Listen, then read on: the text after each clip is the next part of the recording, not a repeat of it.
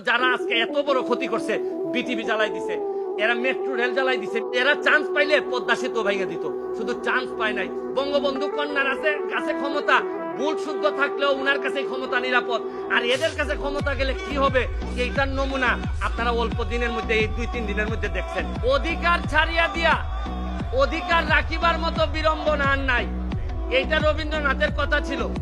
এইবার এই পরিস্থিতিতে প্রমাণিত হয়েছে যে অধিকার 18 সালে মাননীয় প্রধানমন্ত্রী ছেড়ে দিয়েছিলেন, যেটা গেজেট করে বাতিল করা হয়েছিল। আপনারা এই অধিকার কেউ কেউ ফিরাই আনতে গিয়া আজকে এত বড় একটা দুর্ঘটনার পতিত হইল। সবই ঠিকঠাক মতো হইল। আপনারা এই মঙ্গলবারে এই জায়গায় দাঁড়াইয়া বলছিলাম যে প্রধান বিচারপতির রায় পর্যন্ত একটু ওয়েট করেন। অনেকেই ওয়েট করেন নাই, অনেক আবেগ ছিল, যার কারণে আজকের এই ধ্বংসলীলা।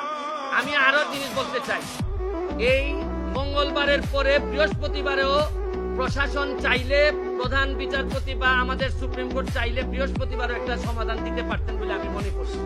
এই যে শুক্র শনি গেল, এর মধ্যে ঢুকে গেল হচ্ছে গিয়ে জঙ্গিরা। এই ছাত্ররা তো আর আন্দোলনে ছিল না আর শুক্র শনিবারে কখনোই, জঙ্গিরা ঢুকে গেল। আমি আর এর ভিতরে আরেকটা জিনিস বলতে চাই, আপনারা দেখেন যে অলরেডি আপনারা তো সংবাদ সম্মেলনে আছেন, আর ওইদিকে প্রায় 826 জঙ্গি, সে 80টার মতো রাইফেল নিয়ে ও কোথায় যে ঘুরে বেড়াচ্ছে। আচ্ছা, আপনারা কি মনে করেন যে কোটা আন্দোলন যারা, এরা নিরীহ, এরা হচ্ছে গিয়ে আমাদেরই সন্তান? তারার তো সংস্কারের কথাই চাচ্ছিল, সরকারও সংস্কার চাচ্ছিল। মধ্যখানে এই ঝামেলাটা হয়ে গেল মিসআন্ডারস্ট্যান্ডিং, এবং এই সুযোগটা নিয়ে নিল জামাত বিএনপি, সুযোগটা নিয়ে নিল হচ্ছে জঙ্গিরা। এখন আমি মনে করি এই সরকারের প্রশাসনও, যারা বয়স্ক যারা আছেন, তারাই এই তরুণদের যে সেন্টিমেন্ট, এইটা বুঝতে পুরোপুরি ব্যর্থ হয়েছেন। তারা তাদেরকে একদম লাইটলি নিছেন, তারা ভাবছেন যে এরা একটা লাইটলি একটা বিষয়, এবং এইটার ব্যর্থতা আমি মনে করি এই প্রশাসনের আছে। কারণ এখানে হাজার হাজার মানুষ এখন নতুন চিন্তার মালিক, এরা নতুন নতুন চিন্তা করে, এরা সারা পৃথিবী দেখে অভ্যাস।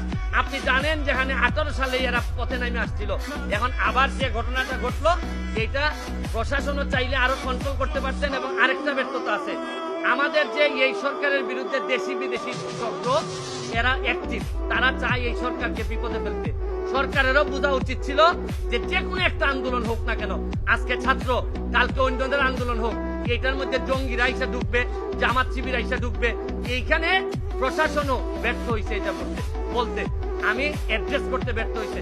আমি সরকারকে দাবি জানাবো, যত দ্রুত সম্ভব আমরা যে অর্ডার হয়েছে সুপ্রিম কোর্টের, এটা গেজেট আকারে প্রকাশ করে, কারণ সরকারের প্রতি বিশ্বস্ততা কমে গেছে ছাত্রদের।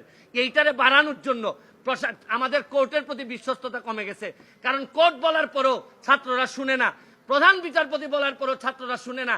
কারণ হচ্ছে গিয়ে আপনি যাই বলেন, বাস্তবতা হচ্ছে গিয়ে ছাত্রদের জন্য যে বিশ্বস্ততা থাকা দরকার ছিল প্রশাসন এবং বিচার বিভাগের, এই বিশ্বস্ততা নাই।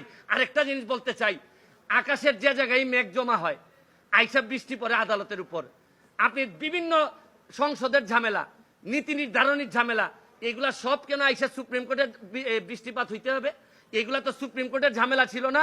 সুপ্রিম কোর্টের ইমেজ ক্ষুণ্ণ করার জন্য এই ধরনের মেঘগুলা যথেষ্ট। পলিসি ডিসিশন যেখানে প্রধানমন্ত্রী 18 সালে শেষ করে দিচ্ছেন, এইটারে হাইকোর্টে নিয়ে আসা এইসব ঝামেলা, মানে মেঘ জমে অন্য জায়গায় আর বৃষ্টিপাত হয় হচ্ছে গিয়ে সব সুপ্রিম কোর্টে।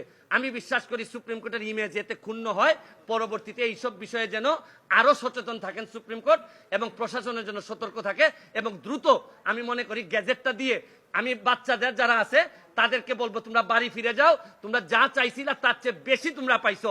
এবং এখন রাষ্ট্রকে ঠিকঠাক মতো, যারা আজকে এত বড় ক্ষতি করছে, বিটিভি জ্বালাই দিছে, এরা মেট্রো রেল জ্বালাই দিছে, মিরপুরবাসী এখন সারা 1 বছর কান্না করলে এই পাপ মোচন হবে না। আর এরা চান্স পাইলে পদ্মা সেতু ভেঙে দিত, শুধু চান্স পায় নাই। এরা আসলে এইবার প্রমাণ হয়েছে, এদের কাছে ক্ষমতা গেলে বঙ্গবন্ধু কন্যার কাছে ক্ষমতা ভুল শুদ্ধ থাকলেও উনার কাছে ক্ষমতা নিরাপদ, আর এদের কাছে ক্ষমতা গেলে কি হবে এইটার নমুনা